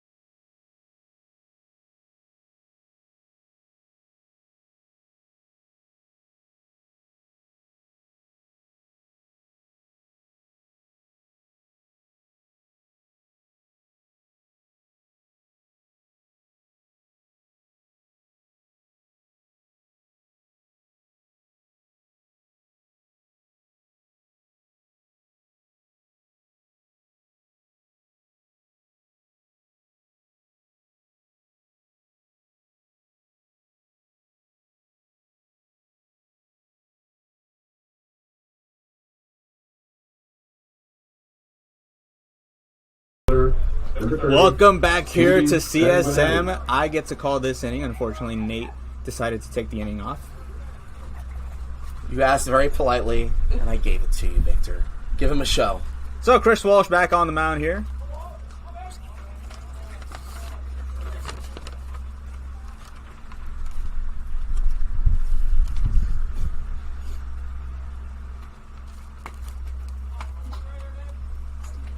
Stevie Sanguinetti at the plate. First pitch from Walsh is way inside, drills the hitter Sanguinetti, and so quickly there will be a runner on base for Chris Walsh. Yeah, I had a tough time getting into the game in the 5th. Kind of shut things down in the 6th, and now in the 7th. Riley Pimentel. Hits the first batter he faces on the first pitch of the inning. Not the best way to start your inning. So that'll bring up Riley Pimentel here. First pitch from Walsh is a fastball way upstairs, so the command issues continue for Chris Walsh so far. Well, we've seen him come back. As I said in the 5th, like perhaps he just needs a little pressure on him to start pitching in the zone and getting outs. 1-0 pitch is inside for ball 2.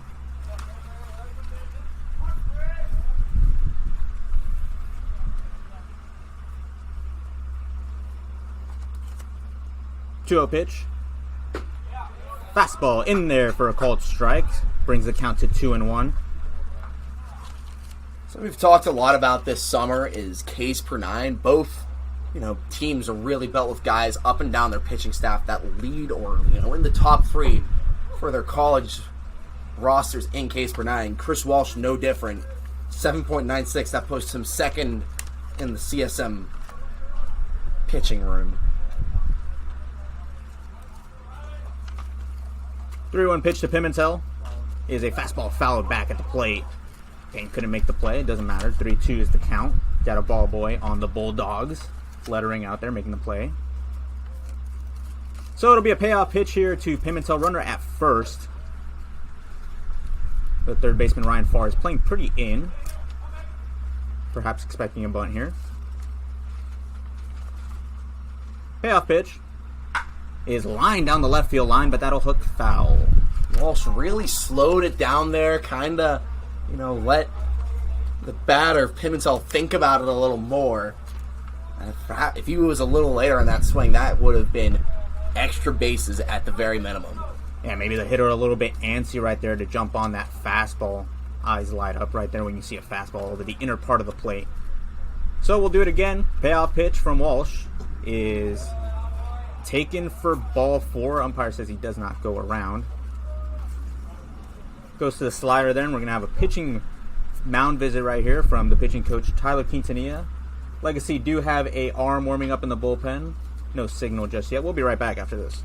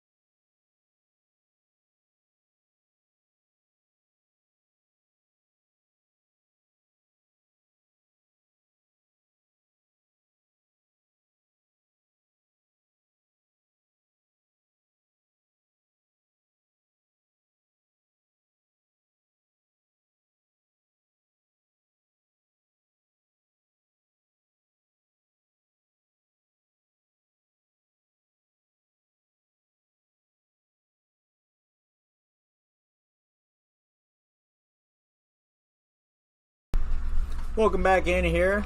Top of the 7th inning. Chris Walsh has allowed 2 runners to reach base, one via the hit by pitch, one via the walk. Bring up the second baseman, Dean Lopez. First pitch from Walsh. Slider in there for a called strike. Super important right there to get that first pitch strike after a mound visit. Especially the off-speed breaking ball in the inside part of the plate that we've seen. That's something we've seen, Nick White and now Jet Trevino really preach to their pitchers, is getting those inside pitches in the zone. That one just misses 1-1.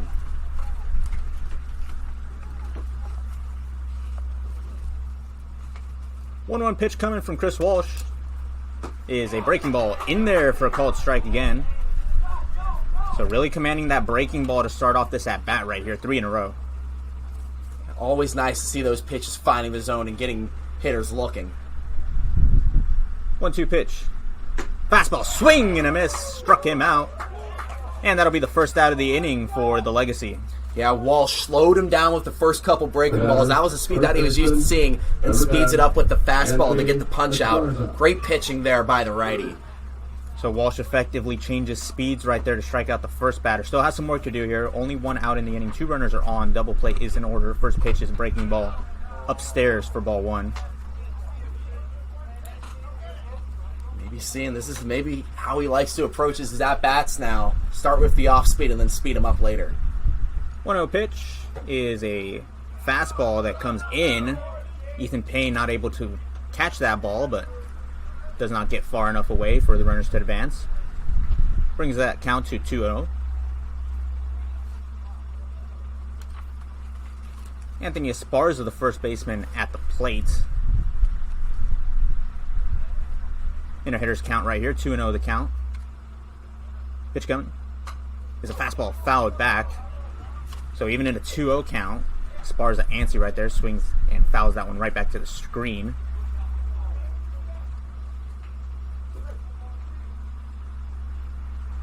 Right fielder Hillary on deck. 2-1 pitch from Walsh is a fastball grounded over to third, but it will go foul. Bring the count to 2-2. Fowler's ready to make that play. This is kind of a newer position for him. Obviously, we saw him play it in Tuesday's contest, where he attempted to play all 9 positions in the game. But mainly a middle infield guy. Skills have been translating today. Yeah, hasn't really been a difficult transition for Ryan Farr, who's played all over the field. Breaking ball is upstairs for ball 3. Chris Walsh really wanted that pitch right there. We've seen this umpire really tightening his zone a little bit. That one on our TrackMan fully showed it was in the top right corner of his zone. Instead, 3-2. Payoff pitch from Walsh is way upstairs, and that'll be the second walk issued by Chris Walsh this inning. And a tough one at that. Both walks really were tough. Had pitches that should have been strike-free both times. Instead, bases loaded, 1 out. Number 24, Robert Hillary. But if you're Chris Walsh, you're only 1 pitch away from getting out of this inning with the 8-hole hitter Robert Hillary on deck, or at the plate. Hillary does have a hit on the day at least. First pitch from Walsh is a fastball grounded over to the first baseman Florio. He will go home with it, and the play is made at the plate. Ethan Payne makes a great scoop to get the second out of the inning. And more importantly, the second run stopped at the plate. We saw the out from the throw and Wong in the 5th inning, and now here in the 7th, Will Florio makes the play defensively that time. And what a scoop by Ethan Payne, who we've just been marveling at the entire day about his skills behind the plate. Makes another great stop right there to save a run right there. So that'll bring up the 9-hole hitter Nick Seamers after the great play by Florio. Chris Walsh 1 pitch away still. First pitch slider in there for a called strike. Catches the outer part of the plate against the righty Seamers. Top of the order on deck, and Zach Lewis, the shortstop. Especially with bases loaded here, it's so crucial to get the 9-hole hitter out with 2 outs. 0-1 pitch is a slider in the dirt. Another great stop by Ethan Payne right there. Of course, as a catcher, you have to be expecting that breaking ball to be bounced. So, good job by Ethan Payne making sure that doesn't get by him. Count is even now at 1-1. Walsh kicks and fires. Slider swing and a miss. Seamers fooled right there by the slider. And he was waiting for the fastball. Thought he got it. Instead, whiffs at the slider.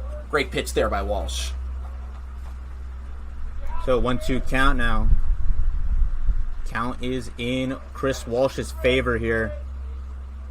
The pitch is a slider in there for a called strike 3. Down goes Seamers. Walsh stops the bleeding.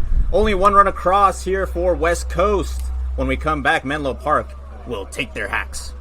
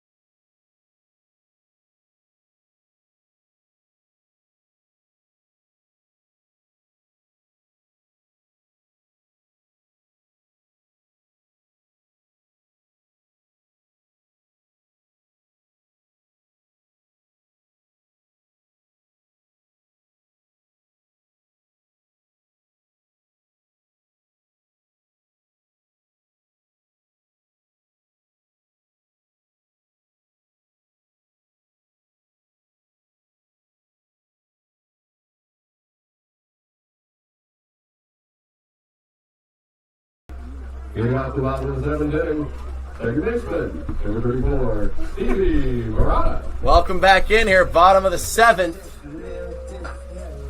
Stevie Murata, and then the top of the order up, Trinidad and Baker for the Legacy.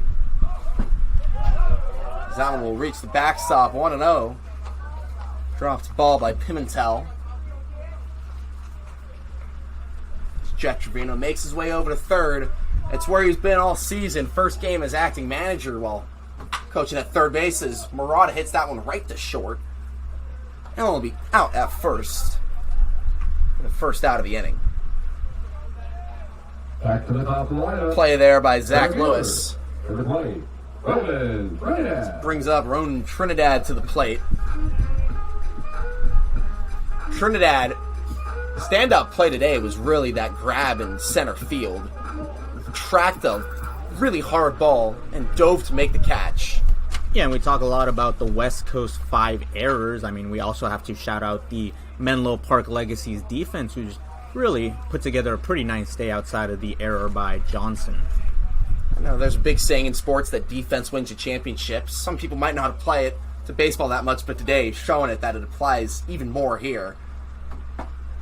The Legacy have played some great defense. The Kings not so much. And Menlo Park has a lead here, 5-3 in the bottom of the 7th. 1-1 pitch to Trinidad is outside, called for ball 2. And we're talking about a 2-run game. It's not necessarily like the Legacy are blowing out the Kings today. So those 5 errors. It's been the difference. Yeah, that defense from both sides has really been the difference today. You go back to Tyler Wong throwing out a runner at the plate, and Will Florio also making a nice play over at first. Ethan Payne assisting him. Yeah, those two plays stopped 2 runs. If either of those were successful, it'd be a tie game right now. Instead, Trinidad, the leadoff hitter in the lineup, draws the walk there, puts him on base. Kieran Baker now to the plate. Number 24, Kieran Baker. Trinidad has some speed over at first. We know this Legacy lineup likes to steal a bag or two. First pitch to Trinidad, called strike 1. To Baker, excuse me. Trinidad's on first. Wong on deck. Hit by Baker over to short, out at second, and will be safe at first. Again, these throws by the Kings infield haven't exactly been online. Puts Baker on first with 2 outs. And the throw consequentially hits Kieran Baker, so the ball isn't able to get far away and doesn't allow Baker to advance to second even on the errant throw. But as mentioned, Baker has some speed at second. At first, excuse me. Puts Wong up to the plate. That one gets away from Roth. 0-1. 1-0, excuse me. And surprised we didn't see Roman Trinidad take off on that last at bat, although Kieran Baker only gave him 2 pitches to work with. Will be fouled off by Wong. 1-1.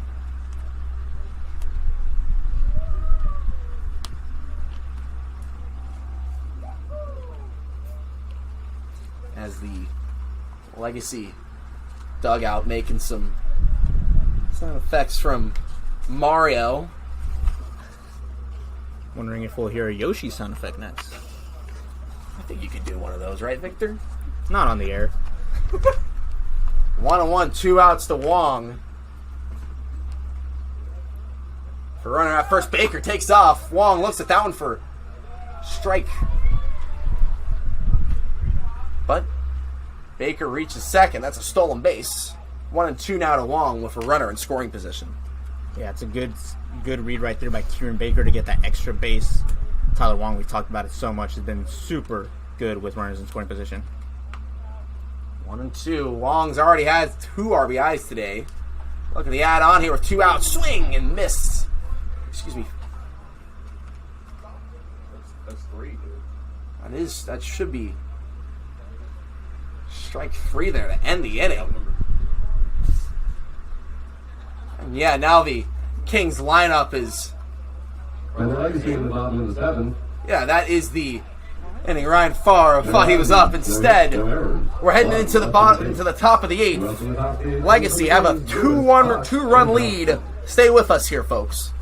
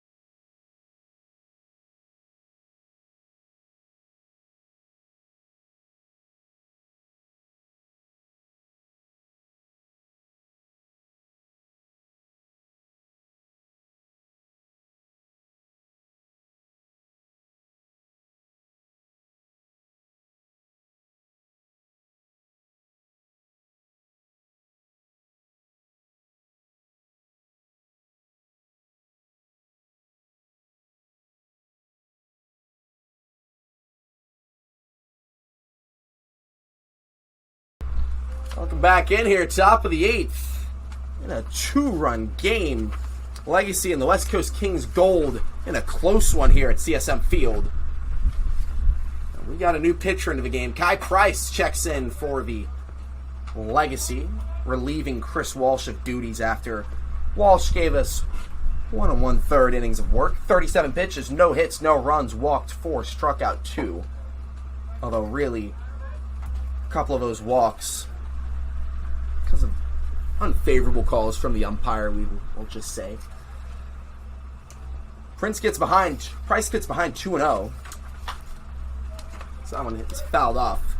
Yeah, speaking about the umpire, he gave us a shout out in between innings. He said he liked the music that was being played over the PA system, although it was Kai Price's walk-up song, so maybe you should give a shout out to Kai Price. Kai Price, Bob Marley guy. 2-1. Hit over in the opposite field.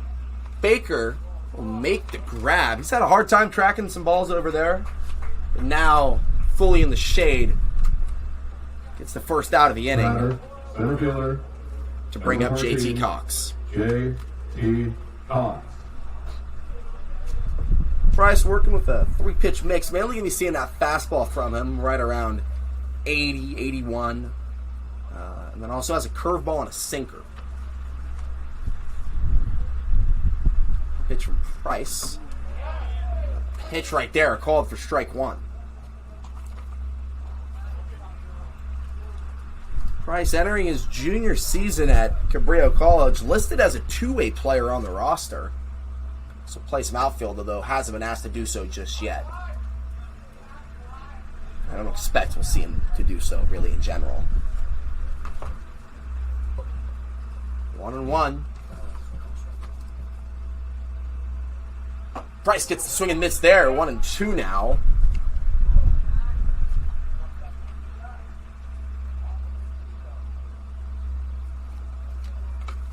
It's usually a guy that comes in later in the games to get you crucial outs like this. 1-2. Outside evens it up. Definitely been one of the trusted guys for the Legacy so far this year. Also trusted is all-star Christian Klosterman, who we will probably see at some point. No one really warming up in the bullpen right now. Price gets himself into a full count here against Cox.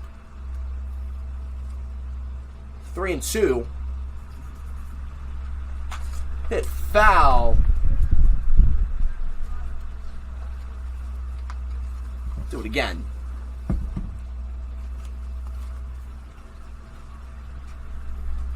Price, originally from Watsonville, played at a different St. Francis than the one that we were usually talking about. That one is hit foul again. Cox just seems to be a little late on the fastball of Price.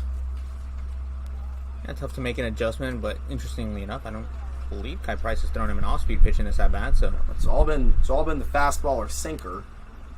Full pitch. Hit over to first. Florio unable to make the tough play. Puts Cox on with one out. We've seen a lot of tough defensive plays having to be made by the Legacy. They've answered the call most of the time. That time Florio unable to do so. Number 15, Colin Johnston. Can't fault him too much though. Tough play to make over it. First brings up Colin Johnston to the plate. And if there's one person that knows anything about defense today, it's Colin Johnston. yeah, Johnson really struggling over at the hawk corner, potentially looking to make it up here with his bat. And that curveball drops into his zone, 0-1. That is the first curveball we've seen from Price all day. Really hung up Johnston there. Goes back to the fastball now. 82 fouled off. Puts Price ahead here in the count, 0-2.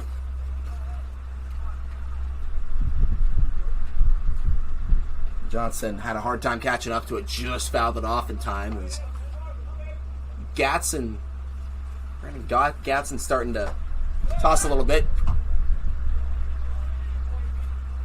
Payne right there trying to catch out the runner at first once again. Cox might be getting a little greedy over there. Always got to keep your head on a swivel when Ethan Payne is behind the plate and you're on the base paths. 1-2. And this is 2-2 now.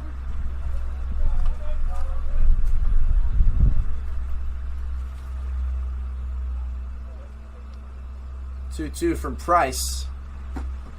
Strike three looking, ring him up. Price gets his first spun shot of the day to put down Johnston via the backwards K. Brings up Stevie Sanguinetti. Absolutely freezes him right there on a fastball at the bottom of the plate right there. Tough day continues for Johnston. Sanguinetti up here, first pitch. Goes to the curveball again. That time misses the zone, 1-0. I mean, it really shows that he has confidence in that curveball to go to it first pitch. It's not something you see all the time, especially in BACL play. A lot of guys will go to that first pitch fastball, but Kai Price showing some confidence right there on his breaking ball and throwing it in their first pitch. And when that works, that is super effective. If you can find the zone or even get like a swing and a miss, that's a guaranteed strike one most of the time. That one is hit high into left field. 98 miles an hour off of the bat of Sanguinetti. Cox will hold up at 3. Sanguinetti digs for 2. No one is there to cover. Might have had a chance to get him out. Instead, the 2-out double puts 2 in scoring position. Tying runs at second. And the winning run, Pimentel, comes to the plate. Yeah, on that play right there, a ball that was rifled down the left field line. Both the shortstop and the second baseman, Murata and Cash, have to go out there for the alignments to make a potential relay to the plate, and Will Florio should be covering at second. Wasn't. Potentially did not realize that that play was on right there.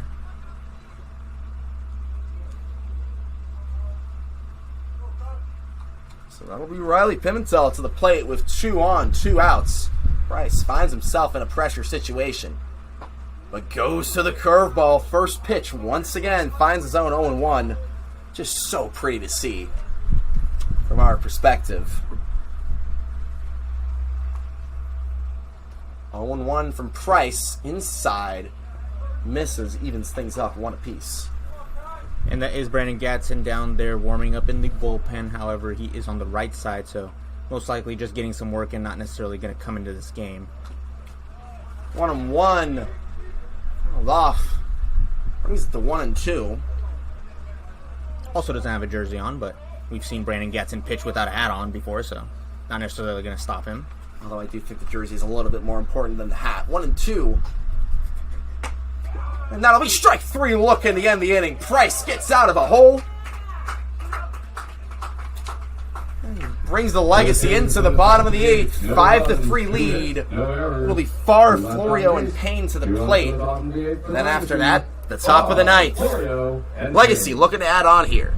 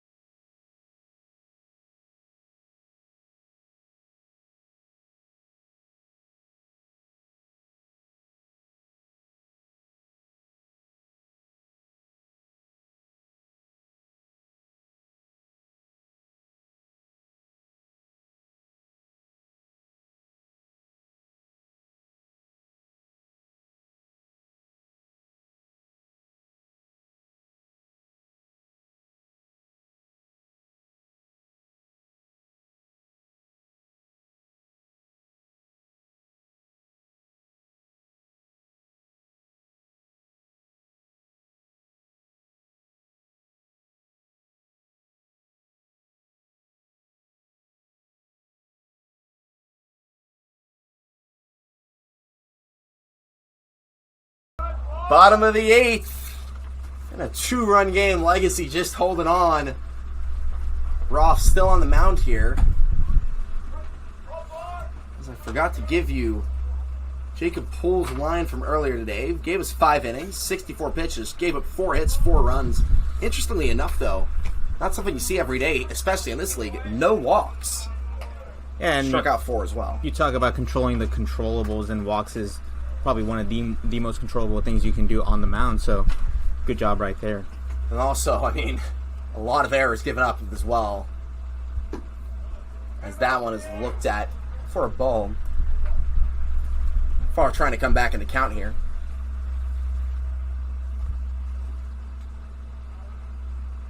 One and two. Now we'll miss the zone again. 2-2 Farr coming back in the count after falling behind early. Evened up 2 apiece. Nobody on, nobody out.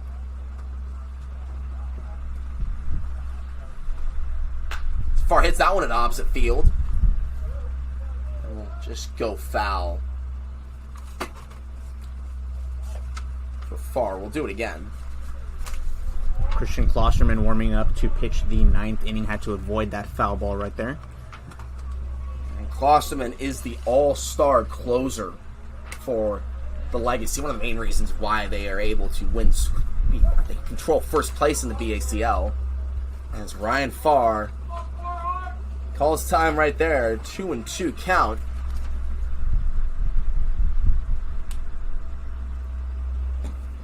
That'll be ball 3. And last time Ryan Farr called time, he had a little bit of controversy on the baseball field. So, a very seamless timeout call right there from Farr. Full count here. Farr almost hits him for ball 4. A massive bat flip as he heads over to first. The leadoff man is on. Brings up Will Florio to the plate. Number 50, Will Florio. Florio up to the plate.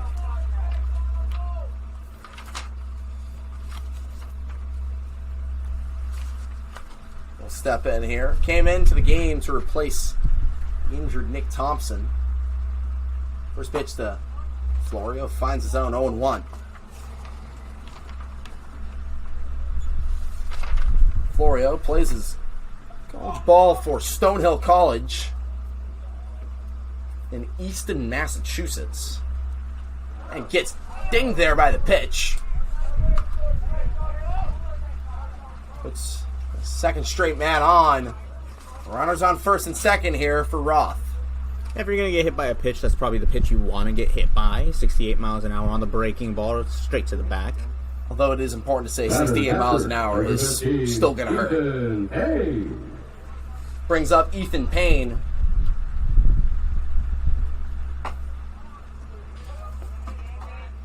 Looks at that one, called for a strike.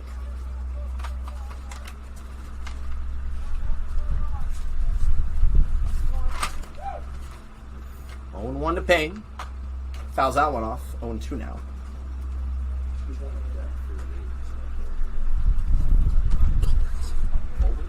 Alex Tolbert on deck here for Mateo Blandino. Maybe Jet Trevino looking to get a power bat in the lineup and really put this game to rest. 0-2 to Payne. Hit foul. Yeah, it's going to stay fair, I think. By quite some distance. Grab made by the right fielder. As far tags from second to third. Payne advances the runner. Your attention, please, ladies Gets and out. gentlemen. For the Legacy, batting for Blandino, number 38, Alex Tolbert. We'll bring up Alex Tolbert here.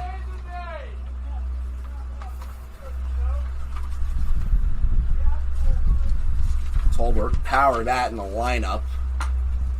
Hits that one. Foul, 0-1.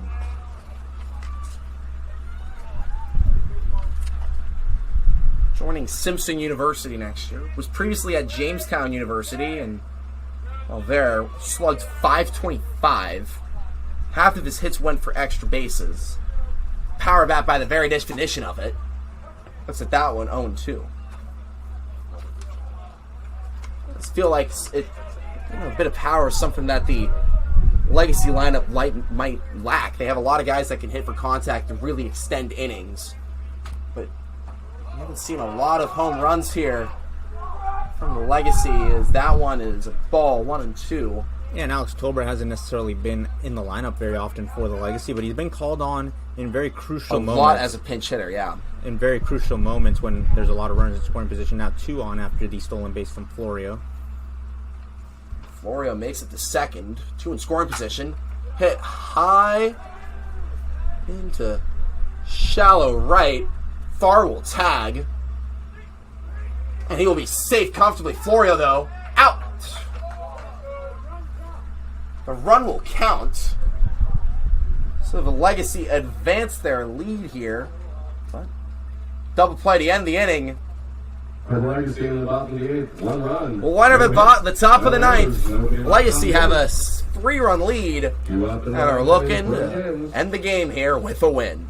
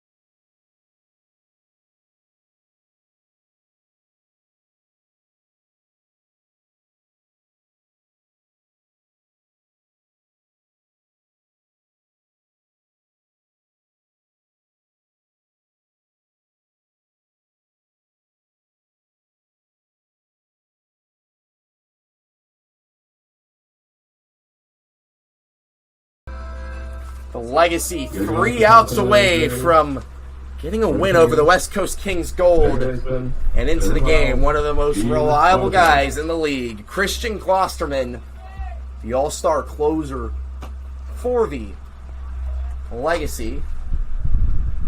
First pitch misses the zone 1-0. Christian Klosterman has one of the faster fastballs on the Legacy. And that one, first pitch was 85. That one, 84. Finds his own this time. Evens it up. Feature fastball, sinker, slider, and changeup. So see him thrown in a curveball from time to time. Guy Price's line, 1 inning of work, 23 pitches, gave up 2 hits, but also struck out 2.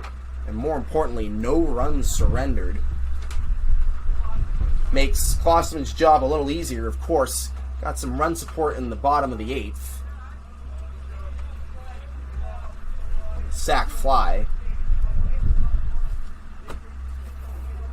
I'll be 2-2 here.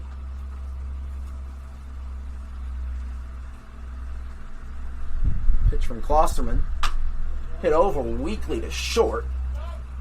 And the play is made. Stuart Cash flashing the glove once again.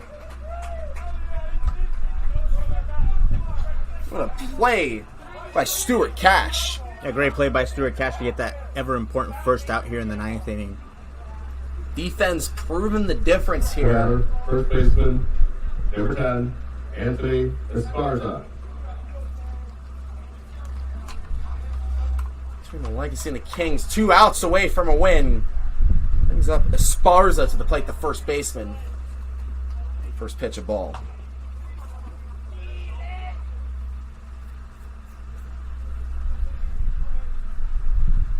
So we 1-0.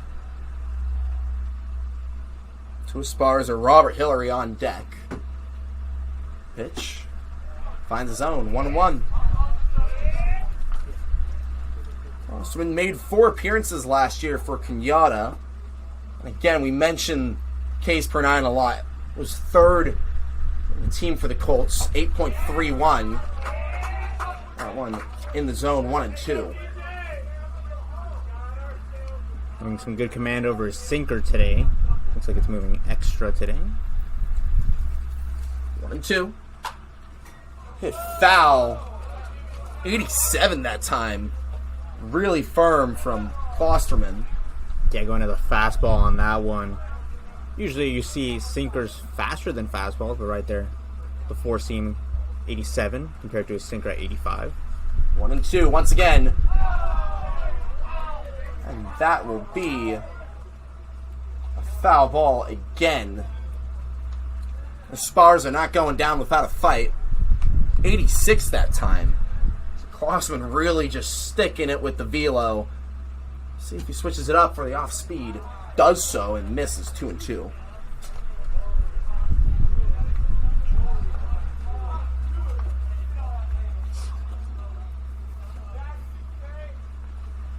Two and two.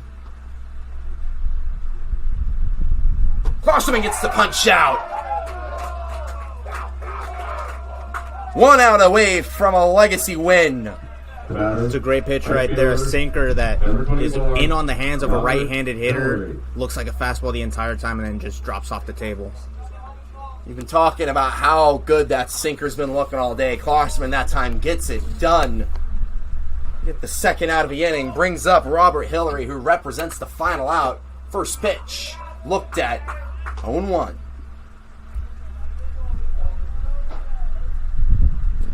You're throwing 86.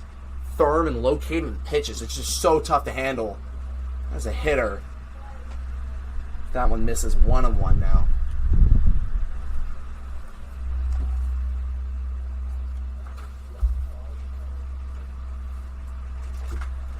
1-2 outs. That one finds its own 1-2. Confused Hillary there.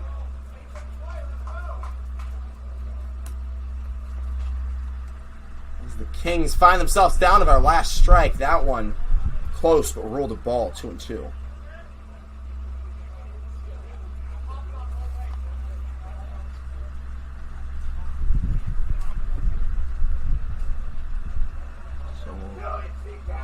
2-2 pitch to Hillary. Looked at outside, ball 3, loads up the count here. Good take there by the right fielder. Yeah, that was the pitch Christian Klosterman wanted to throw right there. He shook off a couple of times to get to that changeup. Just misses outside. 3-2. We'll see if he goes back to the fastball or sinker. Does so. And gets the walk. Great job by Hillary there to get on base. Batter, designated hitter, number 26, Nick Seamers. We'll bring up Nick Seamers. It's really been 8 and 9. Hillary doing some work here for the Kings Gold lineup. Hillary finds himself on once again as Seamers looks at that one, 0-1.